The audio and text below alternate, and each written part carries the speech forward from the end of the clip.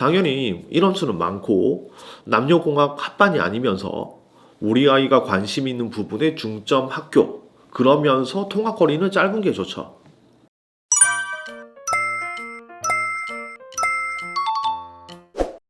안녕하세요. 한인기하는 한인기쌤입니다.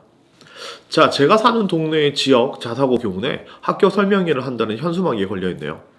자, 가끔 들락날락하는 어떤 일반고 홈페이지에는 학교 설명회 안내문이 올라와 있고요. 자, 중3은 어떤 고등학교에 갈지 결정해야 되는 시점이 점점점 다가옵니다.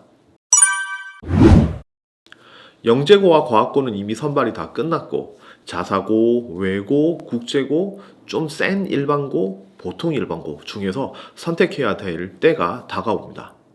어떤 고등학교에 가야 되냐, 이걸 결정하는 것이 대입의 시작점이죠. 가장 좋은 선택은 우리 아이가 원하는 대학교에 보내줄 수 있는 그런 고등학교입니다. 그런데 그걸 알 수가 없기 때문에 적성과 희망, 중학교 내신 성적, 그 다음에 학습 태도와 의지, 선행 이런 걸 고려해서 우리 아이와 궁합이 가장 잘 맞는 학교를 고르게 됩니다. 그런데 이건 정답이 없죠. 정답이 없는 문제를 푸느라고 마지막 순간까지 엄청 갈등하겠지만 이건 충분히 가치 있는 과정입니다. 최선의 결정이 있기를 바라면서 고교 선택에 대해서 제가 생각하고 있는 것을 말씀드립니다. 첫 번째, 내신 따기 쉬운 학교는 없다. 고등학교 유형을 막론하고 내신 따기 쉬운 학교는 없습니다. 보통 일반고는 내신 따기 쉽다는 인식이 널리 퍼져 있지만 나 같은 생각을 하고 이 학교에 들어온 학생이 수십 명입니다. 그 학생들과 내신 나눠 먹으면 전교 1등이 1점대 후반인 학교도 많죠. 전교 1등이 1점대 후반이면 의대 가기는 아주 위험합니다. 그런가 하면 자사고나 특목고에서도 1점대 초반 내신 보유자가 나옵니다. 그렇기 때문에 내신 잘 따기 위해서 일반고로 간다? 이건 좀 생각해 봐야 되는 겁니다. 두 번째, 학교 프로그램과 진학 실적에 속지 마라. 대입은 학생 개인을 평가하지 그 학교를 평가하지는 않습니다. 학교 프로그램이 좋다고 해서 우리 아이를 뽑아주지는 않습니다. 우리 아이가 똘똘해야 뽑힙니다. 자, 이런 학교에 보내면 자극받아서 우리 아이가 더 잘하지 않을까 하는 기대를 하지만 그 많은 좋은 프로그램을 완벽하게 수행하는 학생이 몇 프로나 될까요? 게다가 내신이 뒷받침되지 않으면 그게 다 꽝입니다. 그래서 학교 프로그램에 현혹되지 말라는 겁니다. 그리고 진학 실적, 아시겠지만 매우 부풀려진 숫자입니다. 중복되기도 하고 졸업생 숫자도 모두 다 포함되어 있습니다. 그 숫자들을 가지고 우리 아이의 미래를 낙관적으로 그려보는 것은 좀 아니지 싶네요. 세 번째, 객관적으로 판단해라. 객관적으로 우리 아이에 대해서 두 가지를 판단해야 됩니다. 첫 번째, 공부 습관. 두 번째, 멘탈입니다. 자, 우선 공부 습관이 제대로 정착되었는지부터 확인해야 됩니다. 학교 탓 안 하고 자기가 찾아서 하는지, 자기 스스로 결정하고 뭔가를 하는지, 이건 부모님이 판단하기보다 학교 선생님이나 학원 선생님께 물어보시면 정확하게 답이 나올 겁니다. 자, 두 번째, 멘탈입니다. 중학교 때까지의 생활을 보면 어느 정도 파악이 되는데 고등학교는 지금 기말고사 시즌이거든요. 그런데 고등학교 1학년 중에서 엄마, 나 이 과목까지 공부해야 돼? 너무 힘들어. 라는 푸념을 하고 실제로 버려버린 학생이 많습니다. 그러면 지원 가능한 대학교와 전형이 점점점 좁아지는 거죠.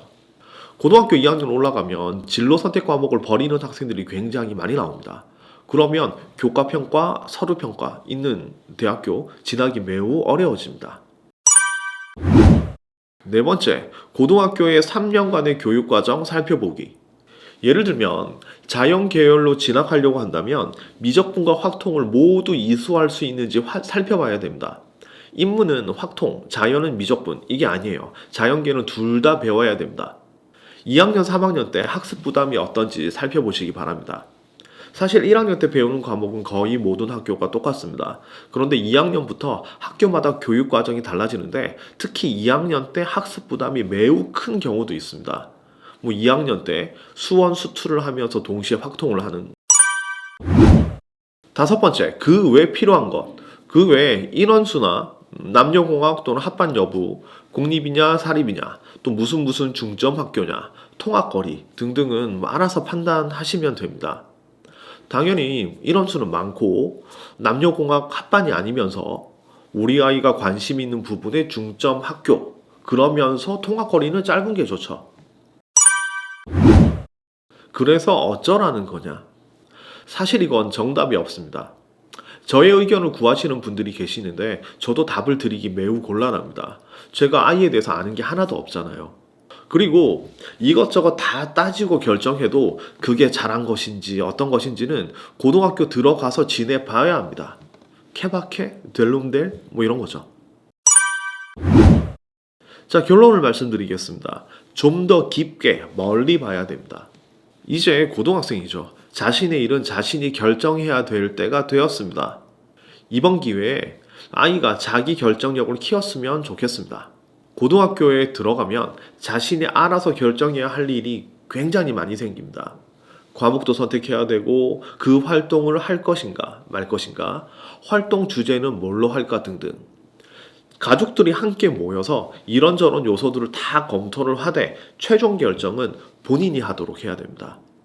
어떤 고등학교에 갈까? 아이가 자신의 일에 대한 결정을 스스로 내리는 그 과정, 그 자체가 배움이자 성장의 기회입니다. 여러 요소들을 검토하고 최적의 선택을 하는 나의 의사결정력을 키우는 기회 말입니다.